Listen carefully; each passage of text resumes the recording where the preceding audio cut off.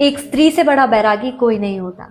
वह जन्म तो मायके में लेती है, लेकिन उसे सिखाया जाता है कि उसे मरना तो ससुराल में ही है। कुछ घंटों की पूजा के बाद वह किसी देवी या किसी भगवान के सामने सर नहीं झुकाती, बल्कि वह तो अपने पूरे अतीत के सामने सिर झुका देती है। बचपन से अब तक के सारे रिश्ते, माँ की गोद, पिता की उंगली, भाई बहन की शरारतें, घर का आंगन और दीवार में कैद बचपन, सबको एक सांस में ही पीछे छोड़ देती है। जब मायके से बेटी की डोली उठती है तो देखने वालों के लिए वह सिर्फ एक विदाई होती है। ढोल बजते हैं, लोग आशीर्वाद देते हैं, लोगों के चेहरे पर खुशी होती है। लेकिन उस डोली में बैठी बेटी के लिए वह सिर्फ एक विदाई नहीं होती, वह तो उसकी जीते जी अर्थी होती है। क्योंकि उसी पल मायके से उसके रिश्ते धीरे धीरे टूटते दिखाई देते हैं।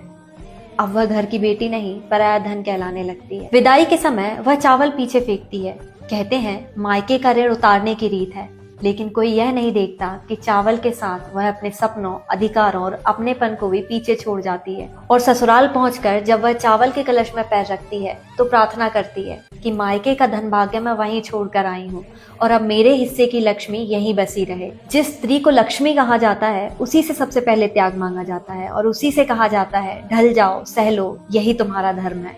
वैराग्य वह नहीं जो संसार छोड़ दे, बल्कि वैराग्य वह है जो इस संसार में रहते हुए अपनी पहचान छोड़ दे।